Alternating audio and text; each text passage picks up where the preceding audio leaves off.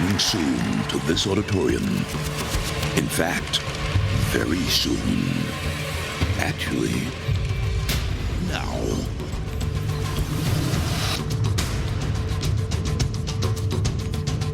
In his BBC Two series Work Experience, Rhod Gilbert has tried many different jobs, fearlessly pushing himself to the limit of human endurance.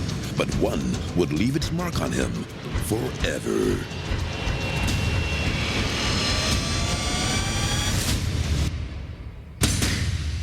I've come to this tattoo studio to start my training.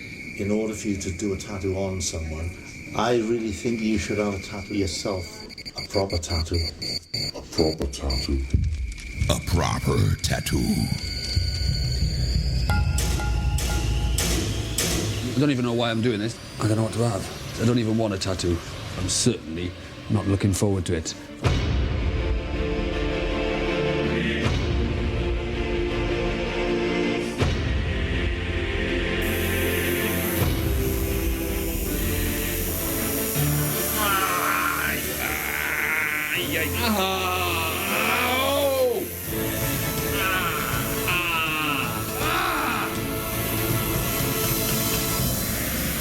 These Battenberg's only got two colours. I never want to see another Battenberg in my life, Dave. I've changed my mind.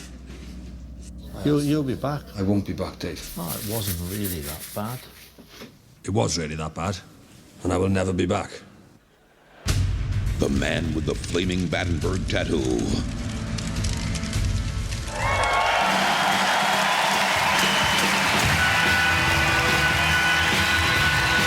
Ladies and gentlemen, please give a huge welcome to the stage, the one and only Mr. Rhod Gilbert!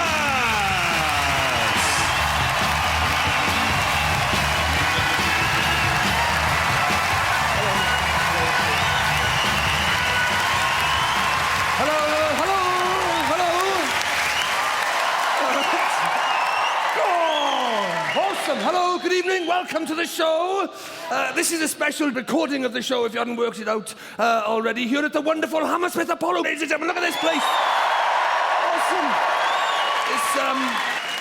This show is called The Flaming Battenberg. Yeah, I hadn't forgotten, if I'm honest.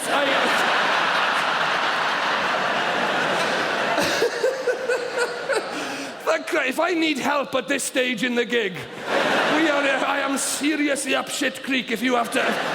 and you're not the most subtle prompter. Normally they'd be in the wings, to be honest with you, not sat in the audience. Oh, God, he's forgotten already, but only on page 1. Oh, Christ! He's forgotten the title of the show. What it is. It's called The Man with the Flaming Battenberg Tattoo. It's the story. My shows are always a story. This is the story of how that flaming Battenberg tattoo changed my life. It saved my life, right? And I don't mean that in a kind of it deflected a bullet kind of way. I just mean it saved me from myself, right? Because a year or two ago, I think it's fair to say, basically this is a story about my girlfriend and I a year or two ago. We were in what you would call a rut. Now, is anybody else here in a bit of a relationship rut? Hundreds, literally hundreds. And the rest of you, I could see by your faces that some of you are and you're not admitting it. I could see lots of people just going...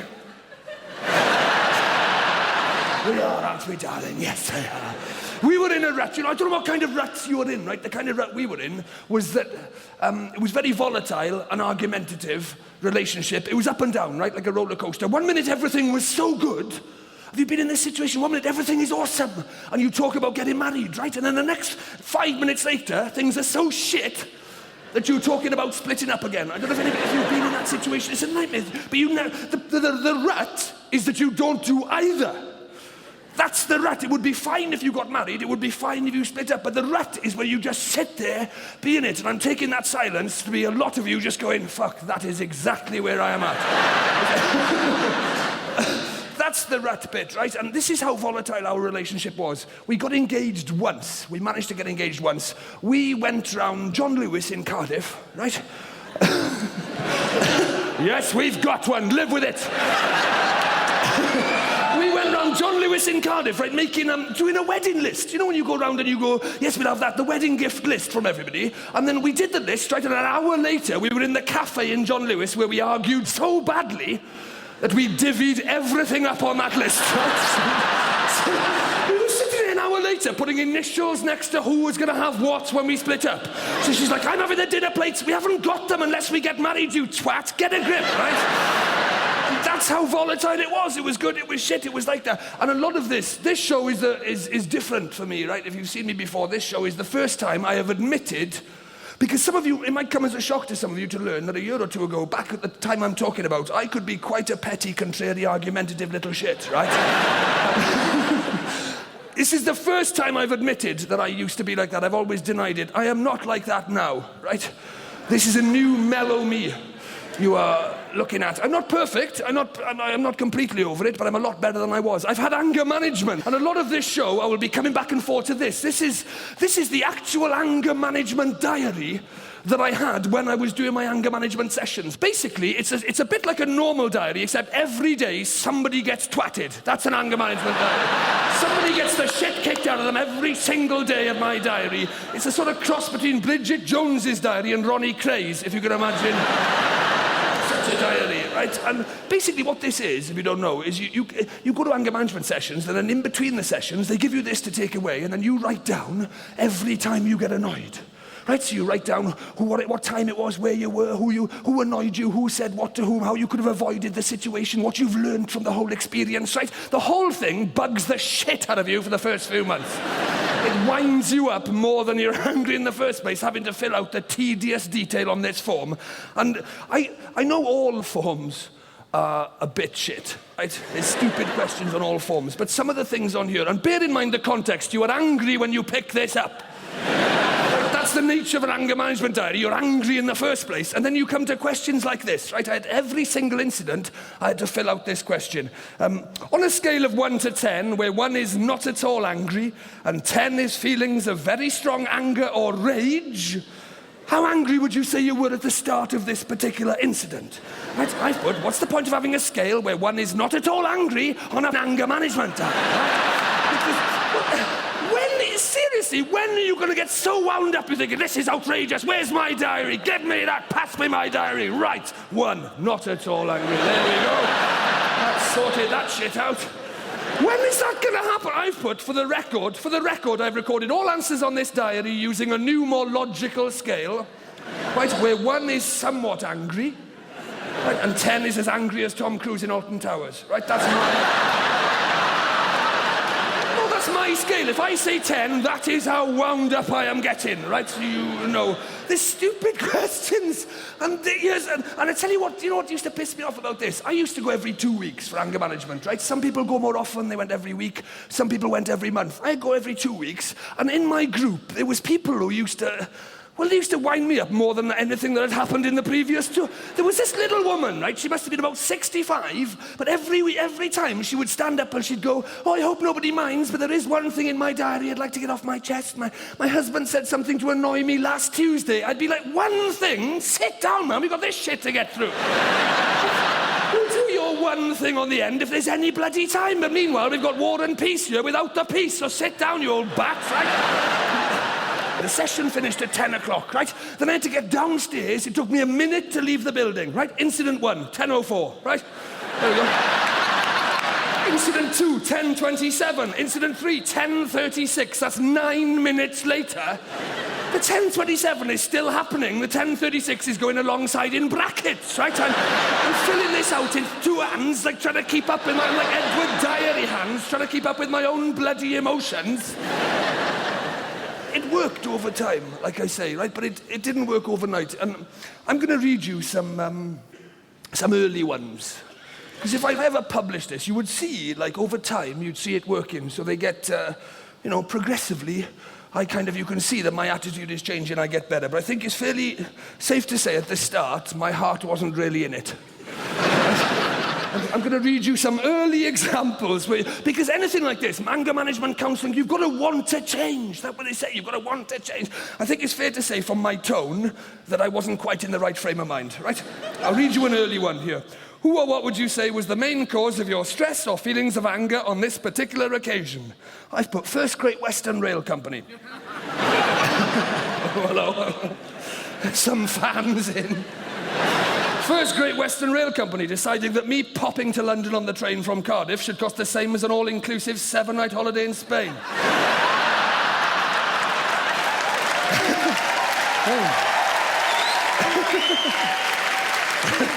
Oh, for a family of 48, I forgot to say. In your own words, see, listen to the tone. This is not a man who's ready to change. In your own words, describe how you felt at the time.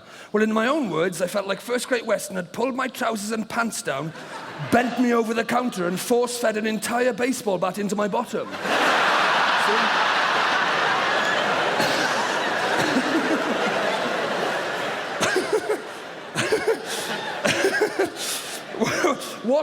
What action did you take to combat the stress? What action did you take to combat the stress or feelings of anger? For example, counting to 10 or breathing exercises. I wrote everything down in this amazing anger management diary. And I instantly felt so relaxed, I barely noticed the last 9 inches of bat going in.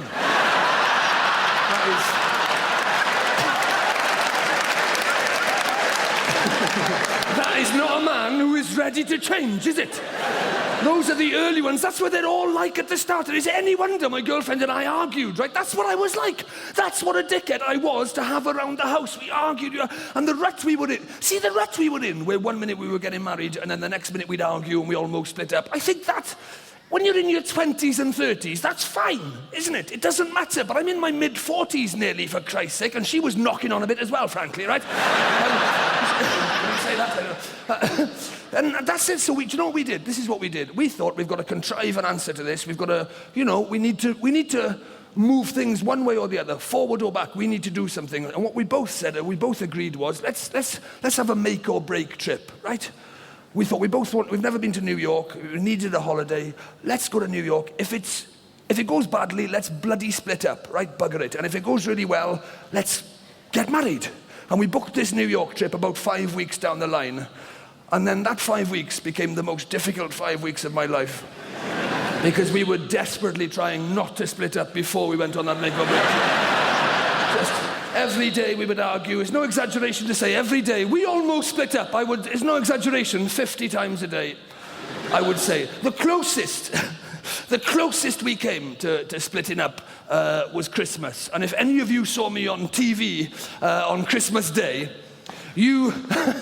if you saw me on TV on Christmas Day, you may have some inkling as to why we almost split up on Christmas Day. That is because my girlfriend got me the shittest Christmas present I have ever been given in 40-odd years on this planet, which was the Oral-B Triumph 5000 toothbrush with wireless smart guide. Right now, if you did see this on television at Christmas, right, it was heavily edited.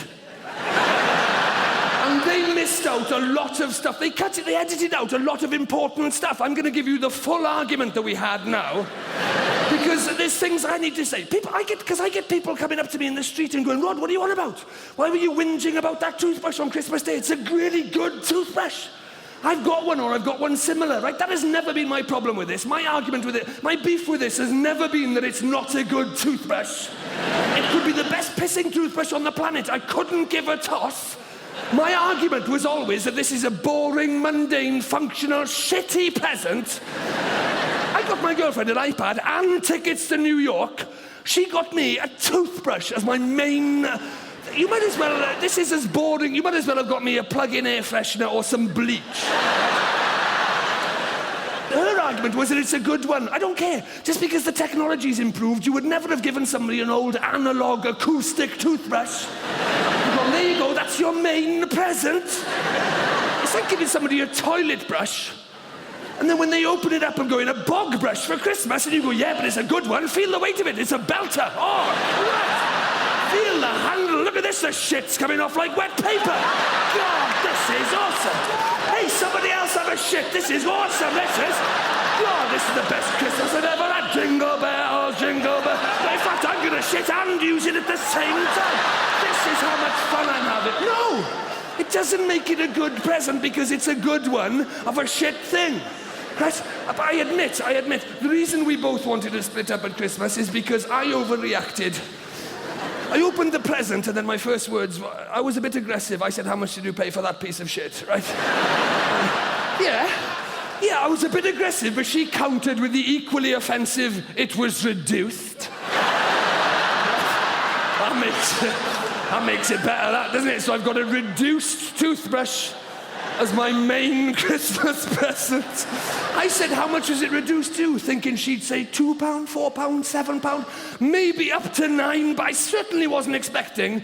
Rod, it was a bargain. It was only £179.99. To which I said, geez, a toothbrush for under 200 quid? God, you certainly dug out a bargain there, haven't you, you little bargain hunter, you? Oh, a clever girl. 200 quid for a toothbrush? God, I wish I knew where to shop like you do. There's a bit of extra spending money for us for New York. And this is where she started justifying it by saying how good it is. She goes, but it is a good one. It's top of the range. It is a bargain because this is the best toothbrush money can buy. She started justifying it with some of these benefits. Look, it's got a daily clean mode. What toothbrush hasn't? And then this is where it turned, where I got really angry because she said, look, it's got a computer on it. That's why I got it for you. I saw it advertised as the toothbrush with onboard computer.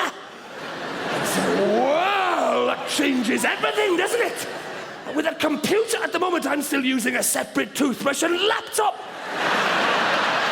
Is it pretty straightforward to get everything onto the toothbrush, is it? Do I just put all my files on a USB stick and copy them onto the toothbrush, do I? How does it work? She said, I don't know if it's a computer in that sense. I said, well, I mainly do word processing. Or can I check my emails, go online? Does it get the internet? Can I sync it with my iPod? Has it got iTunes? She said, I don't think it does any of that. I was like, well, what the pissing hell does it do? This amazing computer toothbrush. She said, it tells you how many times you've used the toothbrush. I won't throw my laptop away just yet. Never mind, it's still good. Don't get me wrong, it's still awesome. It'll still save me taking an abacus into the bathroom when I clean my teeth. No more scratching 5-bar gates into the walls up there, eh? Those days are gone. Finally, I can get rid of all these boxes of paper teeth cleaning records that have been cluttering up the bloody house all these years. No more burning the midnight oil up in the loft, looking over the toothbrush admin, trying to get the figures to match for my accountant. I said, this is about as much use as a pair of talking shoes that tell you how many times you've worn them. She's like, where'd you get them? I said, I made them up. Talking shoes. Well, she said, they sound really good. I said, no, they don't. Well, I used to work in a shoe shop. Sometimes people would bring shoes back and you didn't know if they'd been worn. If you want to invent a pair of whistleblowing snitch shoes that can grass people up for wearing them, then you carry on. But I still don't know why I'd want a toothbrush that tells me how many times I've used it. She said, it's so you know when to buy a new toothbrush. I said, do you think I'm thick as shit? I know when to buy a new... I'm not really... Do you think maybe I'm unusually gifted? Call me the toothbrush whisperer. Call me dances with toothbrushes. But I know when to buy a new toothbrush. It's when the one I'm using starts looking less like Ken Barlow and more like Ken Dodd. It's not rocket science. It's really pretty simple. And how many times I've used a toothbrush has got nothing to do with it. Do you think if I came home and found you cleaning shit off your shoes with this, I'd grab it back off you, check the onboard computer and go, hang on a minute, love, that's got 2 more goes left on it, These pathetic attempts to justify this. Oh, it's got a timer on it. Why didn't you say that in the first place? A timer, thank God. Only this morning I fancied a boiled egg, but I didn't have a toothbrush handy to time it on. I tried timing it on a hand dryer, a loofah, all sorts of things, but the yolk was far too runny. Why the pissing hell has it got... She said, you don't understand it, so you know how long... It knows how long you've been brushing your teeth. I was like, so do I. I was there when I started brushing them, you bellend. I was there. I started brushing. What's the worst that can happen if I forget when I started brushing my teeth anyway? You think I'm going to lose track of time? Plough on into the nights, brushing them through the following day. And the day after that, day after day up there, brushing away with no idea what day is it, love? I've seemed to have been up here quite a while now. 2 weeks later, the neighbours have started to worry because I haven't been seen for a fortnight and there's froth coming out of the bathroom window. What's going on? Froth. The street drivers are crashing into each other with reduced visibility. The pedestrians staggering helplessly. The foam, my eyes, the peppermint stinging my eyes. Search and rescue helicopters whir overhead. Eventually riot police break down the door to find me in a foam-filled bathroom in blood-soaked pyjamas, still brushing a toothless, gaping, bony hole where my face used to be, like some kind of minty Daniela Westbrook.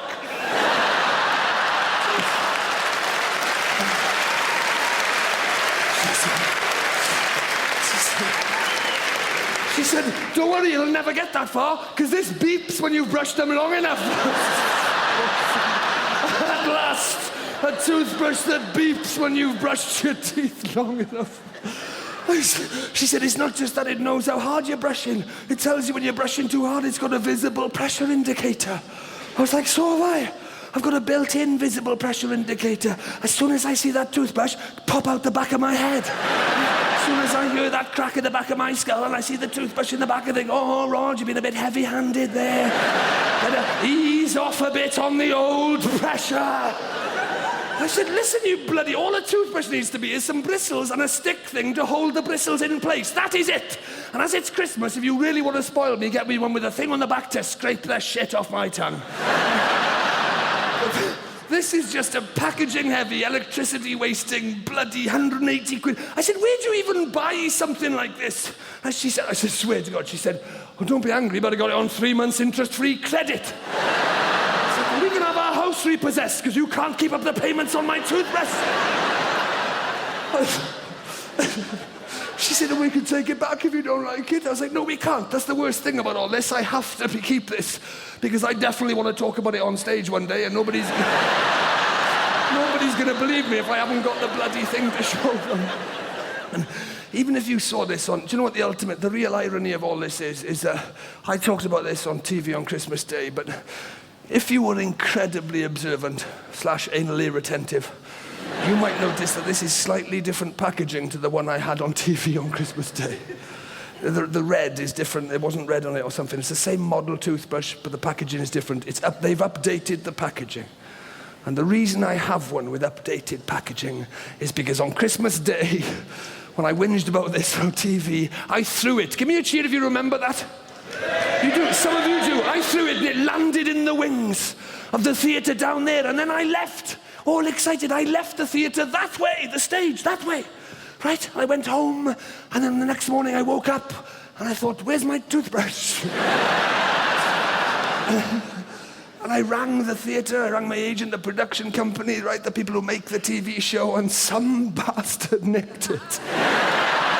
Somebody on that TV show nicked the toothbrush, leaving me in the most humiliating, ironic position I've ever been in, of having whinged about it solidly on national television for 5 minutes on Christmas Day.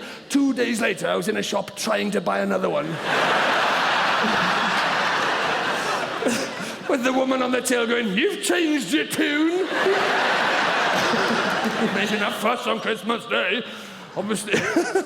And do you know what I can't get out of my head? This is the idea that I can't get out of my head, is that if my girlfriend had just spent a little bit more, you know, and got one with an alarm and an immobiliser on it, it couldn't have got nicked in the first place. Who would have thought in the final analysis the bottom line would have been, she skimped. That's the real problem. Don't let me forget that. All of these arguments that we used to have, that was the closest we came to splitting up. But we didn't, because we said, no, we must give ourselves a chance and go on this make or break trip to New York. We owe it to ourselves to try, stay together long enough to go on that trip, right? And I said at the start, this is the first show where I've been honest and admitted that most of it is my fault. All of it's my fault. I get too bogged down with things that don't matter. Petty, pathetic, trivial, inconsequential, shitty little things. That's my life. And I am the worst combination. I'm petty and contrary, right? So contrary, I will argue with you. God, don't get into an argument with me, it's tedious, right? I will argue with you long after you've lost interest, lost your temper, left the room, died. Right? I will still be, and I'm petty, so I won't let anything go, the slightest thing. I'm kind of ashamed of what I'm about to tell you, but this is how I've improved. In the old days, I used to write to companies. This is how petty I was. I would write to companies that irritated me. And I'm not talking about big annoyances, big things that we all rightfully get annoyed about, you know. I'm talking about the kind of low-level irritation that we all have 100 times a day, and most of you probably just ignore. It just washes over you, right? I'll give you an example. I was, a few years ago, I was having a bath, right? I've had one since. I was having a bath, right? On the side of the bath, there was 2 bottles of imperial leather shower gel, right? They were different.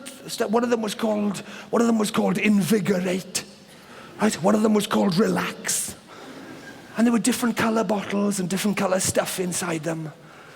But I was just lying in the bath, and I can remember thinking, I'll bet that's the same shit in those bottles. You know that feeling?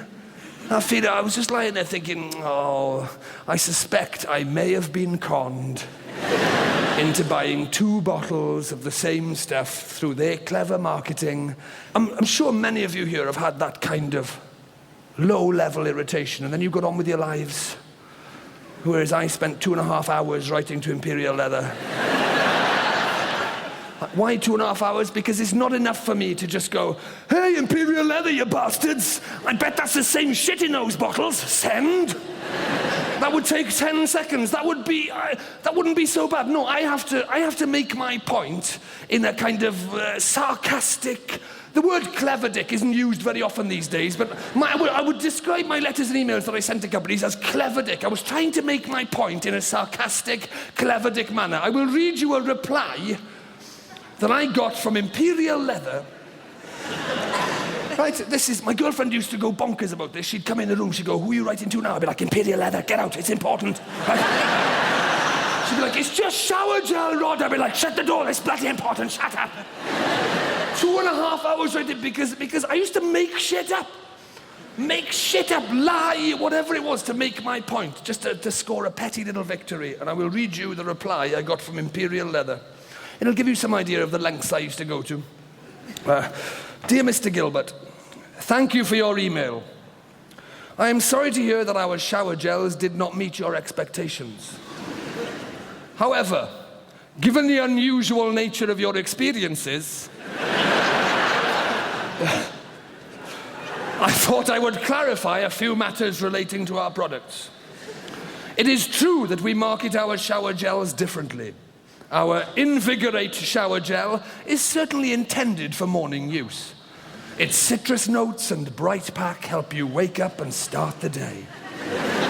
Conversely, our Relax shower gel with dark blue pack and lavender scent fits a soothing end-of-day soak in the tub. In your email, you say you accidentally got these 2 products mixed up.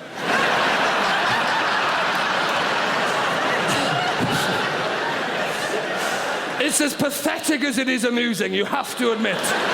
In your email, you say you accidentally got these 2 products mixed up and used them at the wrong times of day.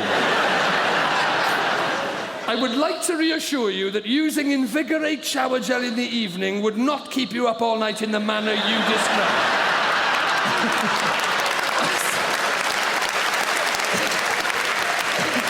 Don't clap it, it's tragic. Nor would it induce the violent side effects you say you suffer. Just making shit up just to make a pathetic point. Similarly, mistakenly using our Relax shower gel in the morning would not leave you feeling groggy all day. I am sorry you feel your wedding day was a write-off, but...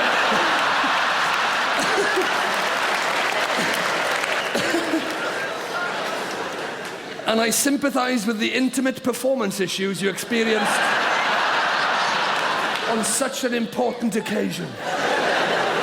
But it is simply not plausible that our shower gels were responsible.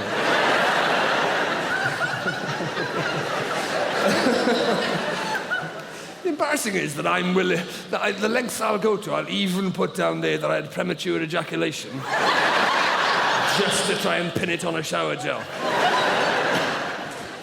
Moving on, please accept our sincere condolences. The death of a grandparent is an emotional time. And for this to happen on Christmas Day must be especially difficult. However, I believe you expected too much of our comforting bath foam.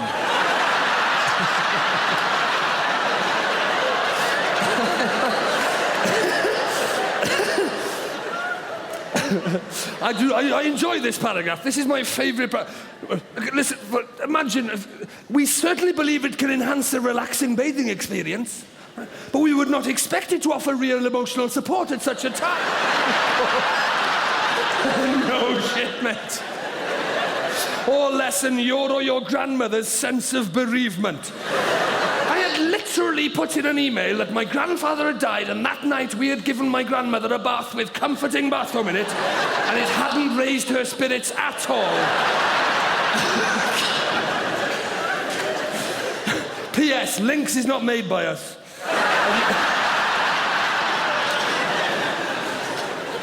Lynx is not made by us, and you should contact the manufacturer directly if you feel so inclined. However, since you ask my personal opinion, I think it highly unlikely that Lynx will accept direct responsibility for your grandfather's death. Lynx voodoo draws on the exoticism and mystery of the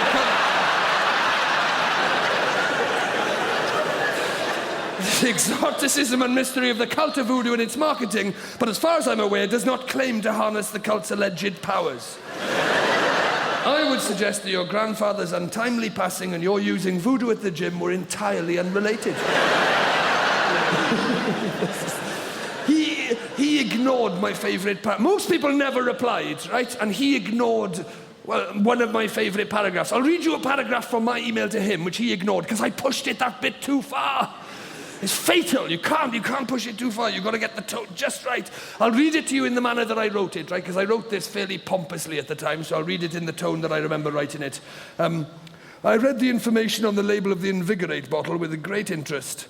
It says you don't test your products on animals. Well, I can't say I blame you. I can only imagine what chaos would ensue in a laboratory full of monkeys that have been showering with such a powerful stimulant.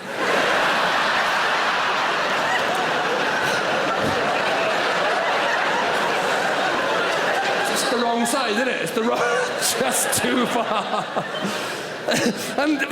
Sometimes, most people ignored me, right? Sometimes you could feel people starting to get irritated and lose it. He never got wound up with you, everything was a straight bat, but sometimes you could feel people bristling and really annoyed that they were. Well, I was going to say having to reply to you. They weren't, because most people never replied, but I'll read you one paragraph from The Body Shop where she starts to lose it, right?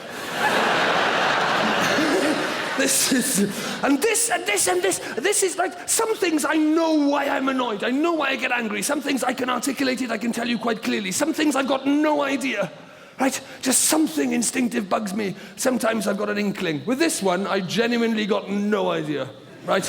I've genuinely got no idea what annoys me about this. Because with the shower gels, I'd bought them. I felt a bit conned, so I could be angry about it. With this, it was my girlfriend's stuff. It was some Body Shop products. I hadn't bought them. She hadn't even bought them. The money hadn't even come out of our household budget. So why, possibly, was I annoyed? Why? There is no explanation.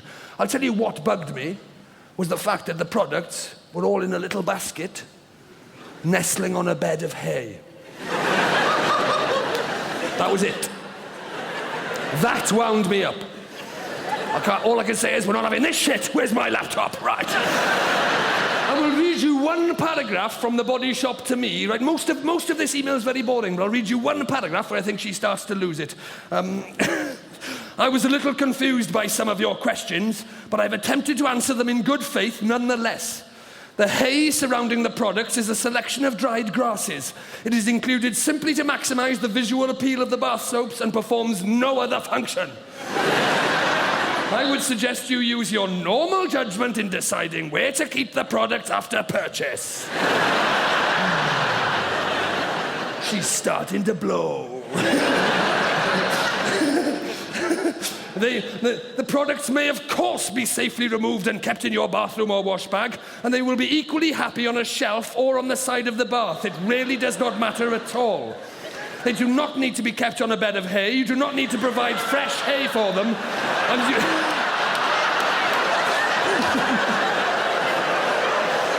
I'm ashamed. I am ashamed of this. I'm ashamed that I used to do, and you certainly do not need to consider storing them in a barn. Yours sincerely. Don't crap it. Honestly. I'm ashamed. It's tragic. And that's not even the pettiest stuff I've done. That, honestly, I think one of the pettiest things I've ever done, this is what this show is kind of about, is this tattoo. That's one of the pettiest things, because I had it just to make a point.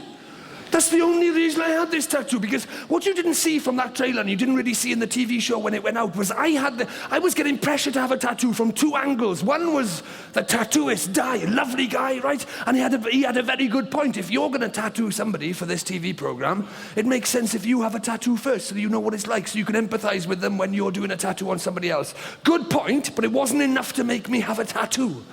But from what you didn't see was, because it was behind the camera, was the production team would all go in, oh, go on, have a tattoo, it'll be funny. That was it. That was the extent of their argument, right? That was how persuasive they were. Go on, it'll be funny, have a tattoo. I was like going, no, I don't want one. I think tattoos are pointless. If you're out there tonight and you love tattoos, that's your bag. Awesome, I don't like them. Right, I think they're pointless. Right, I don't want one. So I said to them, I don't want one. Frankly, they were going, yeah, but it'd be funny though. I was like, shut up. I don't want a tattoo. If I was going to, excuse the shit pun, but if I was going to have a tattoo by now, I'm in my 40s, I would have had it off my own back, right? And in the end, they went on about it so much that I kind of went, right, I will have a tattoo, but just to show you how pointless they are, I will have the most pointless tattoo I can possibly think of. So I ended up with a cushion with a Battenberg cake on top of it with flames coming out the back, right? And once I'd had it, I was there going, do you see now how pointless tattoos are? Have I made my point well in my head? I genuinely thought I'd won that argument, right? I showed them a thing or two. Yeah, you judge for yourselves who you think won that. The producers wandered off going, he's a bit weird, job done, there we go. I've got a Battenberg cake on my back for life. Who won? You decide. It's pathetic, and this almost split us up. The tattoo as well. We argued really badly about this because I came home. Basically, you must understand, I left the house without a tattoo, and then I came home with. That's how all tattoos work. I don't know why I said that. Of course, as far as my girlfriend was concerned, I left without a tattoo. I didn't say I was going to get a tattoo, and then I came home and suddenly I had a tattoo. That was the situation for her. She hit the roof, right? I didn't think she'd give a shit. We are not tattoo people. We've never discussed tattoos. She hasn't got any, I haven't got any. I don't think the word tattoo has ever been mentioned in our relationship in the 5 years. Suddenly, she goes bloody mental that I've got a tattoo, right? It's in my diary, right? It's in my anger management diary. Look at this. Who or what would you say was the main cause of your stress or feelings of anger on this occasion? My girlfriend. In your own words, describe how you felt at the time. I felt like my girlfriend was a massive twat.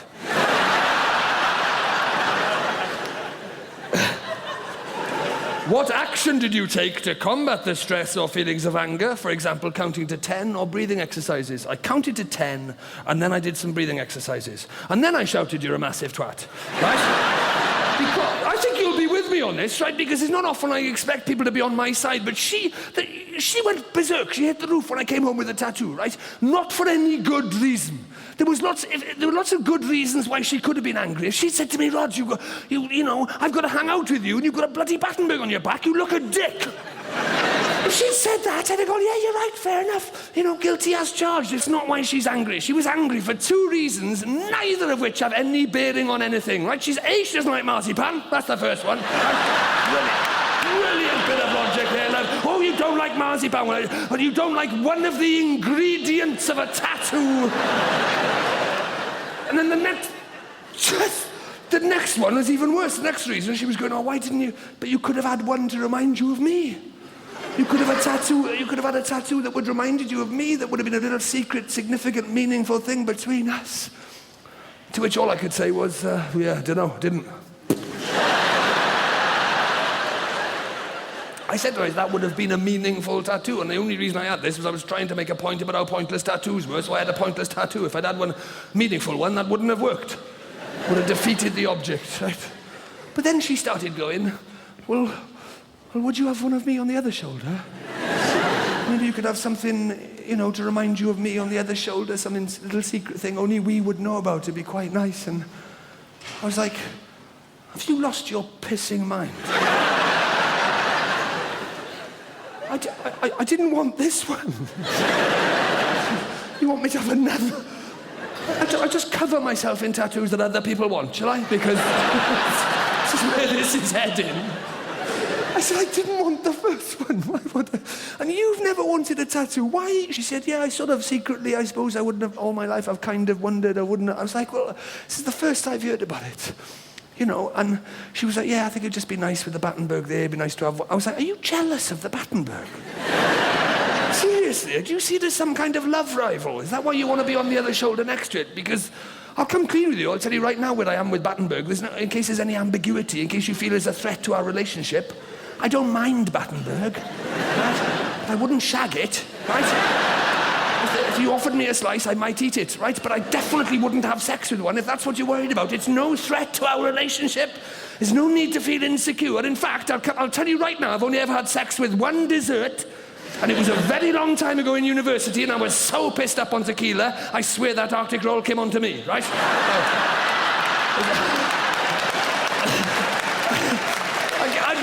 Have you ever been that pissed on tequila where you lose your mind completely? So I'd been back and forth I'd resisted him 3 or 4 times in the freezer. Him? There's a Freudian slip, I didn't mean that. I resisted her. Does it matter what gender the Arctic roll was?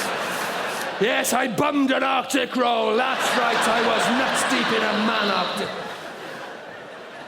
I haven't had sex with an Arctic roll anyway. It was just a joke, for Christ. Although if you are going to have sex with an Arctic roll, here's a tip. Let it stand for a couple of minutes. That's my... I haven't had sex with an Arctic roll or a Battenberg or any other dessert, frozen or ambient, right? But this is, do you know how we left it? This is how we left it. She said, oh, maybe when we get to New York, if everything goes really well, maybe, you know, if we're going to get married and stuff and we have a good trip and it goes really well, maybe you could have a tattoo of me on the other shoulder then. We could have matching tattoos or something in New York. And we left it like this. I said, I think you've lost your mind, but I will do it. If you really want me to, I will do it. The relationship... Shut up.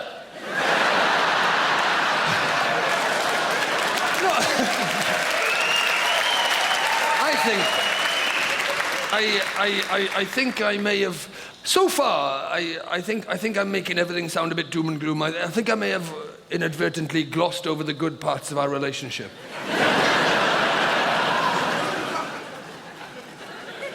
It's not that there weren't any. I just can't think of them off the top of my head. Planning the trip to New York, that was a good thing, because it reminded us of why we'd got together in the first place, how much we had in common, because we wanted to do the same things. In New York, we were looking up stuff to do, and we wanted to do exactly the same. I mean, I'm not an idiot, right? I know that many people who go to New York want to do many of the same things. I'm not saying she said, I'd quite like to see the Statue of Liberty, and I went, Christ, so would I, we're made for each other. Oh, what a coincidence. I don't mean that. I mean quirky little things. You know, not quirky, but, you know, like she found a little blues bar, the Terror Blues Bar in Greenwich Village. She said, I want to do that. I was like, yeah, we used to go to blues together. You know, we remembered why we'd got together in the first. It reminded us of she wanted to go on the Sex and the City tour. And for Christ's sake, keep this to yourselves. So did I.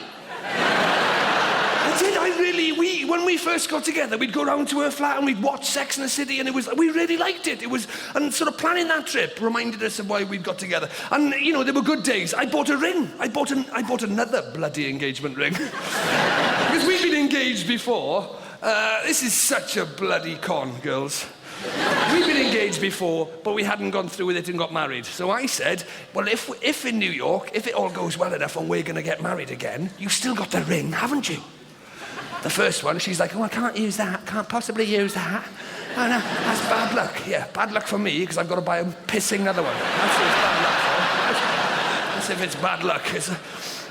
Anyway, so that was good, you know, there were good times, is what I'm saying. But despite that, despite the fact that there were good times, my abiding memory of this period, 5 weeks, when we were trying, well, that's my memory of it, is that we were desperately trying not to split up before we went on this make or break trip. Lots of things jeopardized that trip, right? It almost never happened for many reasons. Usually it never happened, you know, it almost never happened because we argued and almost split up. But sometimes there were other things. She got ill, I was ill at one point. There was work got in the way, you know, as it does. We almost didn't go because of work. If you believe the manager of Tesco Metros in Cardiff, then the trip almost never happened because I almost apparently got arrested in Tesco Metros in Cardiff. I did not even almost get arrested. It was something and nothing, a storm in a teacup. It was just a jumped up little shit of a manager.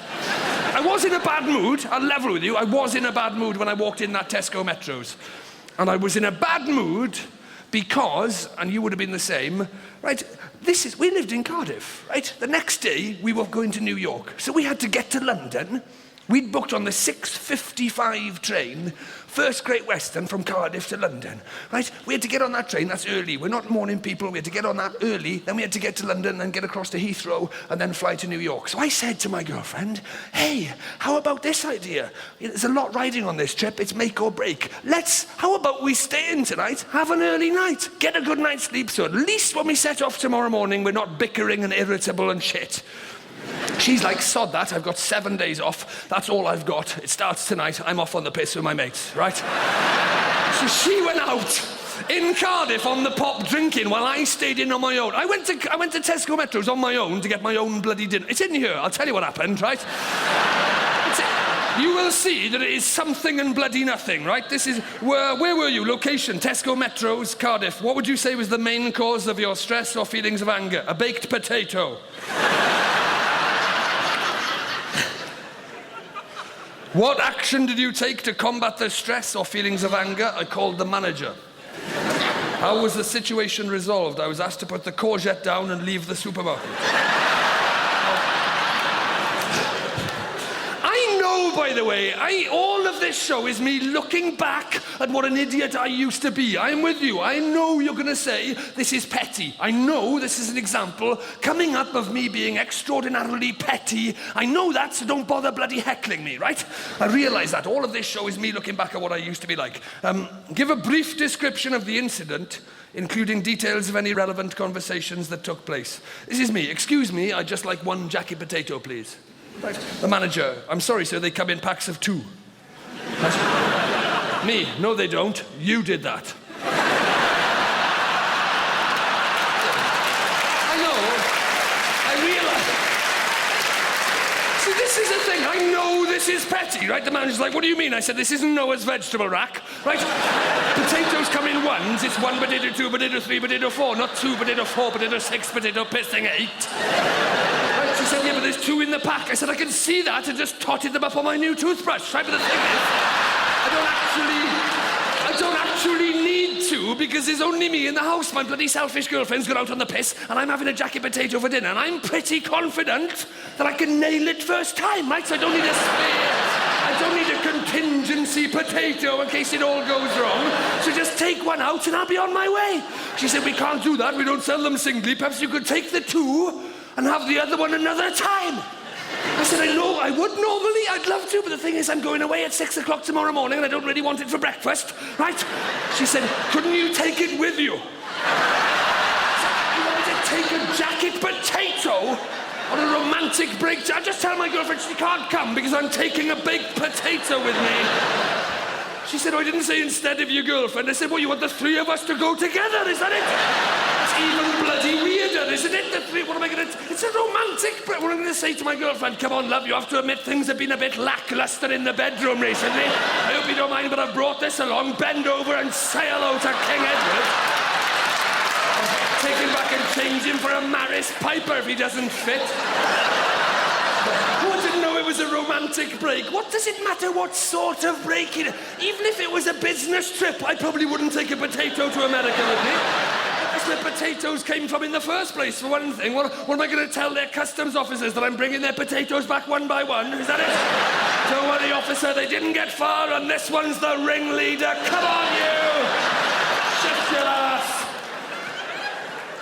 But this is where I apparently could have been arrested, because I said, give it here, I'll split the pack. Give it here, I'll bloody break the pack open. She's like, you do that, you could be arrested. I was like, charged with what? Separating potatoes. Oh, I'll be out in 6 months with a good lawyer. You don't frighten me. She's starting going, oh, look, calm down, can't you just give it away? I was like, actually, of course I can. What am I thinking? It's my niece's birthday on Sunday.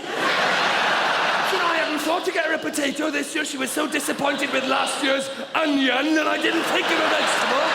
And of course, if I do get this, the cheese and beans I got her for Christmas might actually make some sense. She has been wondering. I didn't mean as a present, just give it away. I said, well, you want me to stand here in the fruit and veg aisle till some of the sad loser comes in looking for one jacket potato and then beg him to go halves on a pack of 2 with me, is that it? Not doing that again. I was here till 4:30 this morning with a triple pack of peppers, in case you've forgotten.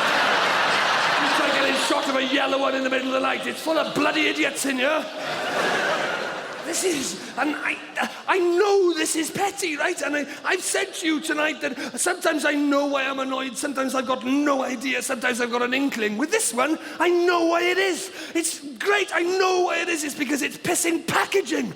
Packaging winds me up because we don't need it. We don't need any of the shit they put all this stuff in. We have to pay for it, it goes on our bill, and then we can't get rid of the stuff for 500 billion years because it won't piss and decompose.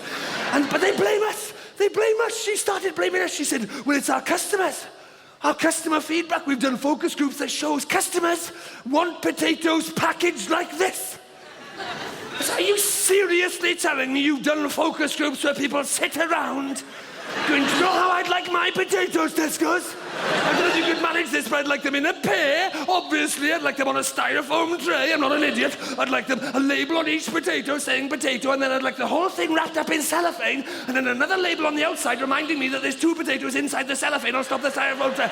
Because you know what's always happening to me, and I am sick of this, and I can't be alone here. There must be other people who get home after a hard day's work, you're just about to have jacket potato for dinner, and then there's not enough labels on it, and you go and put the last of your tuna mayonnaise all over a pissing melon, because I am sick of that happening to me. Time and time again, they're all over that. Listen, people don't like loose potatoes. Of course people don't like loose potatoes. Watching 4 potatoes sitting around discussing the menopause is only marginally more interesting than the bloody human programme, and I should know I've appeared on it 3 times. I said, justify it. If you can justify it, I will happily pay for the packaging. Justify it, and I will pay for it, right? But if you can't, then we'll take it off. She said, the cellophane stops them rolling off the tray. I said, well, that would be awesome if we needed the tray. You can't justify the cellophane by saying it holds them on to something else we don't need. Otherwise, why not just gaffer tape them to a horse's head? And then bang on about how essential the gaffer tape is to stop them rolling off the horse. Because I don't need a styrofoam tray any more than I need a potato horse ponnet, you dickhead. But it keeps them upright. Oh, people were bringing back upside down potatoes. I imagine the shop was rammed with people going, hey, look at this, Tesco's. It was the right way up when I bought it. What the hell am I going to do with that now? Oh, it protects the potato. Who is trying to harm our potatoes? Who is it? What do you know that we don't? Has the Harold Chipman escaped? Is it the Yorkshire Chipper? The Boston Masher? She said, I didn't say anybody was trying to harm them. I said, well, if it's a self-harming potato, you can bloody keep it. I do not want a potato with low self-esteem who's going to start peeling himself every time things get a little bit difficult. I don't want to come home to find a pan of mash and a suicide note on the hob there.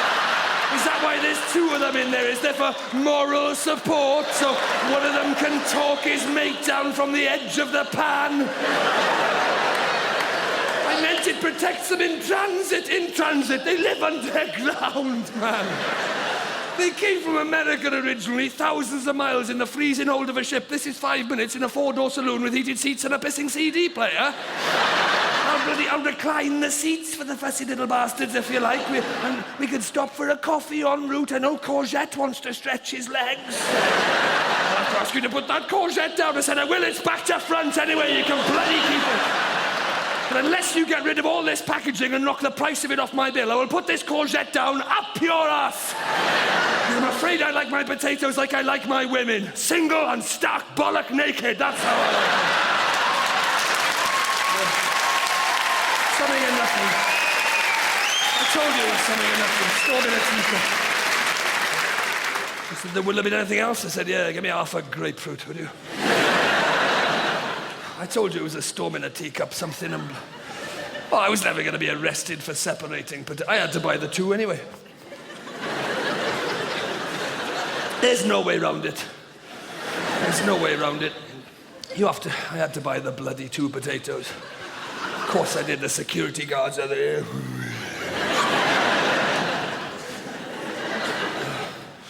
You know, my girlfriend came home and, this is the thing. I'll go out on the piss tonight. I was like, don't do that. It's going to be stressful tomorrow. There's a lot riding on this trip, right? We'll be irritable. She's like, no, I'll be fine, man. I'll sleep on the train, man. That's how she talks. It's like living with the Cadbury's caramel rabbit sometimes. He wasn't fine, right? She got home about 2 o'clock in the morning drunk. Right, predictably, I knew that we'd argue. We had a dreadful night's sleep. We were bound to be tired and irritable the next. Partly because she came in late, drunk, and partly because in the stress of it all, I'd used Invigorate to get in the bloody shower.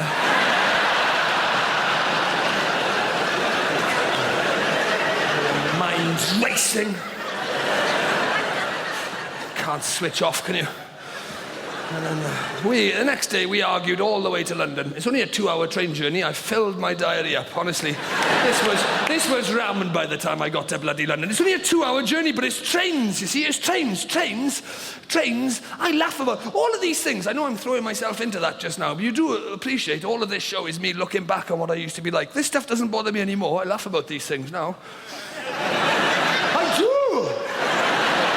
laugh about these things now. I'm not bothered. I'm so much more relaxed and mellow than I used to be. I know trains now, in the old days, trains back then, they were what, in my group, in my anger management, they called them a trigger. Just one of the things that sets you off. Now I've let go of the balloon. That's what you do. In your anger management, you envisage your stress as a balloon, the thing that's stressing you, and then you let go of it.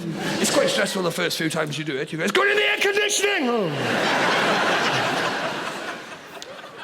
No, it's true, and then you get the hang of it, and I've let go of all these things. Trains used to wind me up. Now, honestly, they make me laugh, if anything. I was on a train, here's an example, I was on a train, April the 6th, first day of this tour, London to Carlisle, Virgin train, right? I was on that train for 4 or 5 hours, there was one toilet working. Only one, everyone else was getting stressed out, sweating, arguing with the guard. Ooh, agony, stress. I was sitting there chuckling away to myself. Admittedly, I didn't want to go to the toilet, that helped. But I laugh at these things, right? And not back then, I couldn't. Back then, honestly, trains are one of... And it's not even that they're shit, right? I don't know what your opinion of trains are. Because I know lovely individuals who work on trains. I got friends who work on trains, First Great Western and others. But my overall opinion is I travel a lot on trains in this country and all over the world, and I think they're a bit shit. That's my... It's just an opinion, right? I think they're a bit... But that's not why they wind me, or they used to wind me up. No, they used to wind me up. It's not because they're shit. I don't mind things being shit. I quite like shit things. I'm British. We celebrate shitness. We love things being a bit. Look at that. Yeah. I say to people, where are you from? They say, I'm from so-and-so. I say, what's it like? They say, shit, mate. It's shit, and that's why I like it. I used to live over there, but it wasn't shit enough. So I moved to a shitter place. But the trains, the problem is, they're such pompous up their arse. They bang on about how good they are and how they're meeting their performance targets and how good... No, you're not. You're shit. But then, I'll give you an example of something that was shit, but I fell in love with it, right? Just to prove to you that I like shit things. It was a place, I only ever went in there once. It was a cafe, right? It was like a Little Chef. Roadside thing, but it wasn't a Little Chef. And when I walked in, I'd never seen one of these places before. It was a place called Red Hen. Right? See, hardly anyone from that response knows it. I'd never seen one when I went in there, and I've never seen one since. Has anyone else heard of Red Hen? Have you? It was about 20 years ago that they existed. Has anyone ever been in one? See, look at that, 4,000 people, there's about two. Two of you. Where was the one you went in? Swindon. I think that's the one I went in, on the M4 somewhere. How would you describe it? Shit. Right, yes, shit, yes. Yes, I give you that, yes, shit. I probably set you up for that one a little bit too much. But see, no, shit, no. Shit is not good enough for Red Hen. Shit is the biggest... You're flattering Red Hen to call it shit. It's the understatement of the century. Calling Red Hen is shit is like calling Hitler a scamp, frankly. It wasn't shit. It was... because a shit place you could walk in or walk out. Can't you? If a restaurant's shit, you walk in, you go, oh, this is a bit shit. Should we go somewhere else? Yes. Let's go. You couldn't walk out of a Red Hen. You were physically incapable. You were paralyzed. It was hypnotic, spellbinding, mesmerizingly shit is what it was. You couldn't walk out. You were incapable. All your bodily functions were stripped.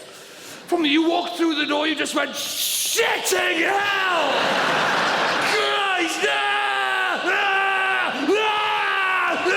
Everything you touched was stinking. Every single fibre of the carpet was congealed with the anemic corpses of slipped-in chip and peas. It was post-apocalyptic lunchtime at Blade Runner, Ridley Scott. The walls were grouted with fat. You needed marigolds to pick the menus up. I've never seen that much food in a restaurant behind the counter, never mind on the floor. It was where food went to die. I got to my table, all the way to my table, I was limping. I had no idea why, like that, I was limping all the way until I got to my seat and I realized there was an entire gammon steak stuck to my shoe. An entire built-up gammon shoe that made me an inch taller on one side that I was like, what the fuck is that? Get up, when I got rid of it, there was an intact pineapple ring on the top of it. But I fell in love with it. I totally fell head over. I've never been so proud to be British because they didn't give a shit. Because by the till in this disgusting, filth-ridden, toxic shithole, proudly by the till, there was a visitor's signing book. And every single page, you could go back months, every page was ritualized abuse. Just shit. Awful. People had stabbed through the page in anger and just ripped into the book. Disgusting. Fuck off. Somebody had written fuck off across 2 pages of a visitor's book in a cafe. Fuck on one side, off on the other, underlined with 2 exclamation marks. How bad has a place got to be for you to write fuck off? This is by the till. They haven't eaten yet. Haven't even eaten yet. All they've done so far is queued up with their tray. Put their stuff on the tray and then got to the little woman on the end and gone, fuck off!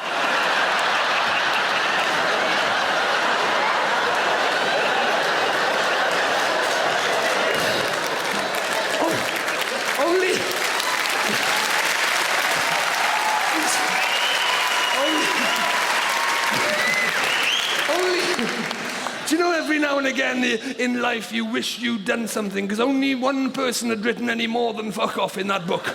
You could go back months. There was one genius. It said, congratulations. And then down the bottom it said, ... 1,000 times worse than anything.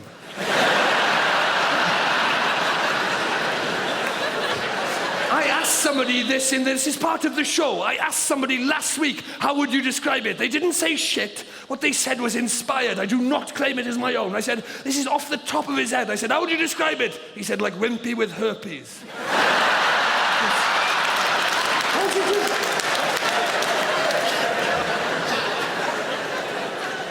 But they didn't give enough of a shit. They didn't. If it was you, seriously, would you at least take the book away?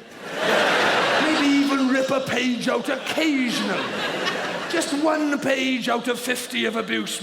Even, very minimum, just cross out fuck off. But they didn't give enough. Oh, but Josh, how awesome. I love shit things that know their shit. Ryanair, right? Ryanair, go. No.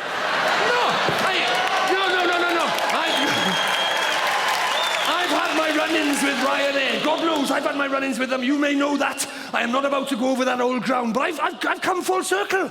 I've changed my mind on Ryanair because they know their shit. Don't they? They know their shit. There's no pretense that they're anything other than they're playful. They take the piss out of themselves. They use irony. They know. What other airline has a fanfare just for landing the plane, as far as I go? It's the very basic minimum requirement of having a plane. That you land it at some point. It was either that, stay up there, or kill everyone. It doesn't really warrant a fanfare. But like, they're taking the piss, they're having a laugh at their own expense. But surely it's playful, it's irony. We should all be doing that just for doing the very basic minimum requirement of our job. Life would be so much more fun.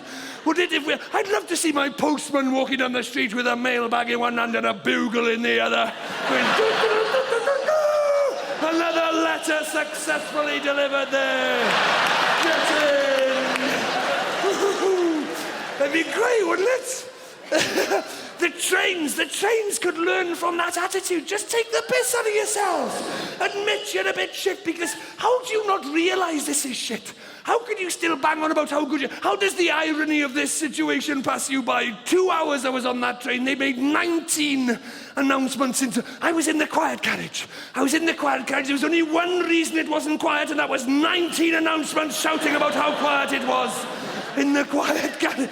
Don't make the announcements in the quiet carriage. It's not a quiet carriage if you keep shouting, please refrain from using any electronic equipment. You're on a tannoy pot kettle, mate. You might as well go down the aisle with a trombone just going boom. Keep it down. This is the quiet carriage. Quiet carriage, ding-a-ling-a-ling. Quiet carriage, keep it down. Phones off there. Ding-a-ling-a-ling. Quiet carriage. Boom, boom, boom. Quiet carriage. Quiet. Quiet carriage. Quiet carriage.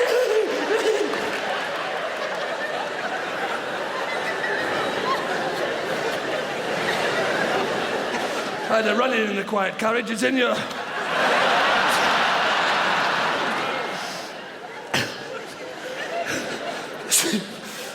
7:30 in the morning, this is. This guard, I'm not joking, have you ever met anybody who you try sarcasm on him, but he's got like a Buzz Lightyear sarcasm shield? I was throwing the most sarcastic stuff at him I could think of, but he was doing some kind of matrix avoidance thing, so the sarcasm went over his head. It was genius the way he said, you can't use your Walkman. It's 2012, right? You can't use your Walkman in here. This is the quiet carriage, right? I said sarcastically, I didn't realise it was the quiet carriage.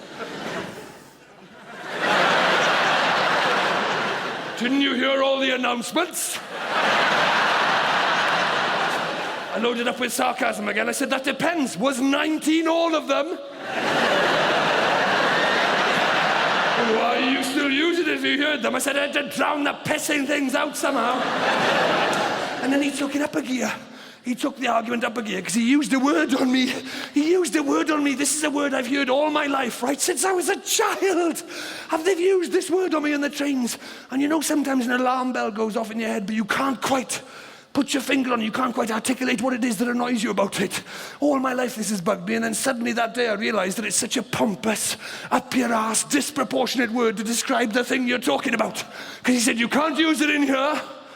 You can't use your Walkman in here. You can use it in any of the carriages or any of the vestibules. And I was like, I'm going to ask for once in my life, what are the pissing vestibules you've been banging on about? It's quite a grand word. Isn't it? He said, the vestibules between the carriages. I said, oh, the vestibules. Of course, that bit with the two stinking shitters and overflowing bin and a hippie. Of course, the vestibules.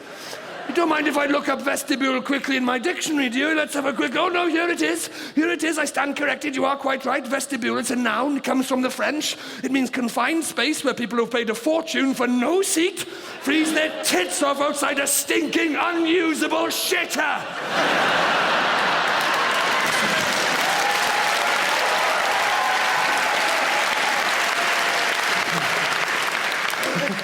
I said, I must say, it's a shame it's a morning train. Imagine the vestibules are breathtaking at sunset.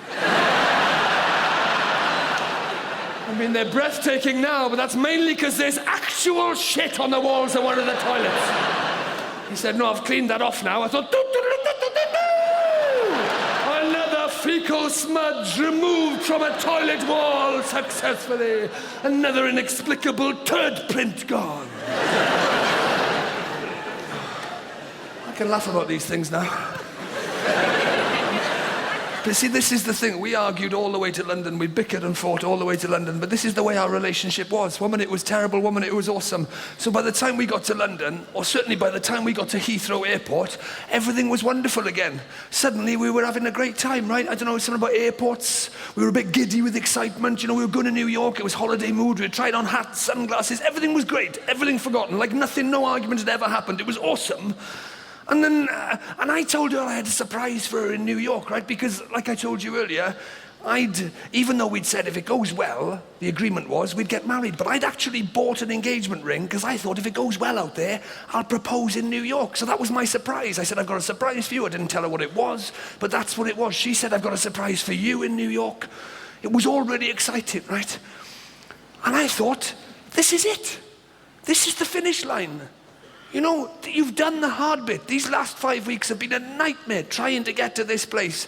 I thought this would never happen. You've got here. This is the finish line. You've done the hard bit. We're not going to split up now. All we've got ahead of us now is a lovely, stress-free 6-day holiday in New York. Why would we split up now when we've come through all this? So I thought, propose now. I'd ask her to marry you now. And I went off to the toilet to think about how I was going to do it because I hadn't engaged with it. I hadn't thought about the actual words I was going to use. I think the previous time I'd said something really cheesy that I regretted. So this time I thought, keep it simple, keep it simple. So I came back from the toilet just rehearsing that simple line. Will you marry me? Will you marry me? Will you marry me? Keep it simple. And then I got to within about 20 meters of her and I thought, now is not the time. I could see that now was not the time to be asking her anything, right? Least of all to marry me. I could see from her body language. Well, there was two things I could tell from her body language. A, she was very upset. And B, she was reading my diary. Well, sort of yes and no. It wasn't like, oh my God, panic station, she's found it, she's seen I'm doing anger management. She knew I had that, right? She'd read it before in the past. She'd flicked through this casually in the past and then she'd just chucked it to one side. She'd never shown that much interest in it, but I could see that this time was different, that she was reading something in here that had really upset her. And the easiest thing for me to do is just to read you what she read in the airport. And it'll become self-explanatory why she was upset. It was something I'd written in here on the occasion when we argued about the tattoo, right? I read you a bit of it earlier. Who or what would you say was the main cause of your stress or feelings of anger? My girlfriend. In your own words, describe how you felt at the time. I felt like my girlfriend was a massive twat. I read you that bit earlier, so I'll skip down and just read you one little snippet of the conversation. I'll only read you one snippet because it was the same stuff going round and round, the same argument, right? The same points being made over and over again. This is me. It's just a tattoo. What does it matter whether you like marzipan, right? I don't like hula hoops, but it doesn't stop you wearing those earrings.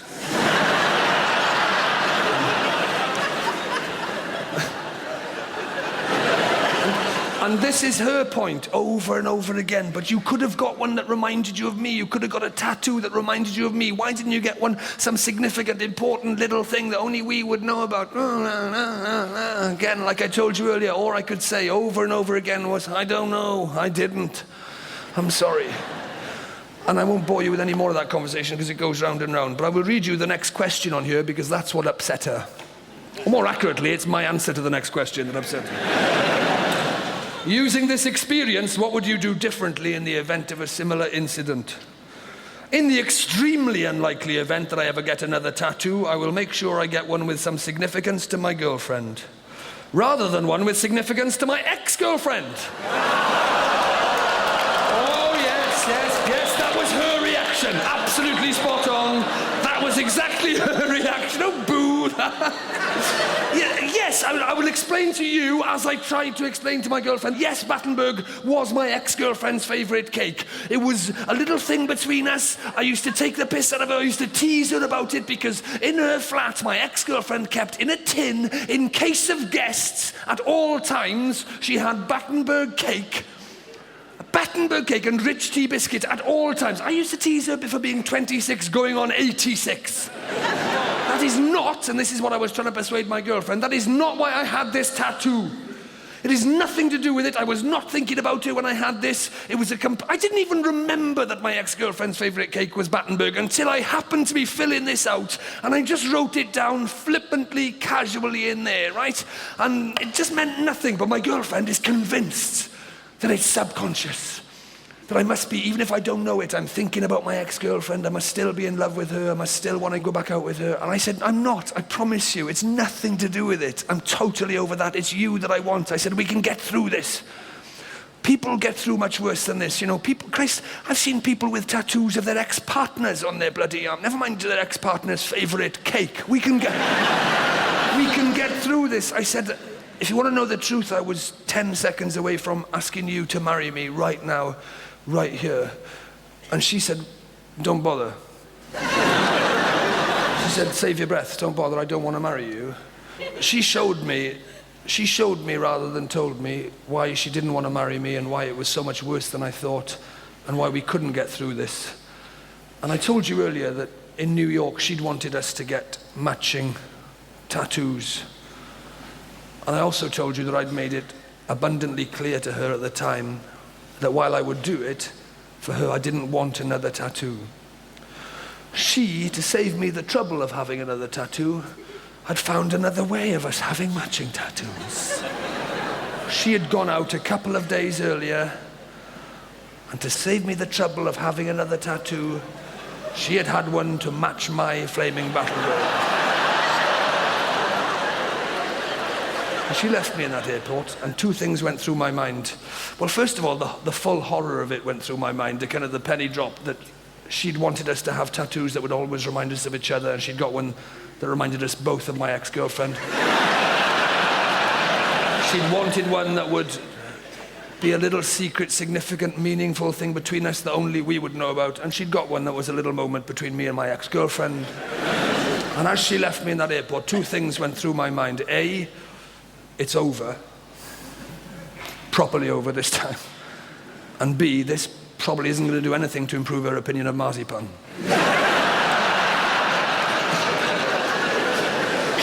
So this stupid tattoo that I didn't even want in the first place cost me the girlfriend that I was seconds away from proposing to and asking to spend the rest of my life with.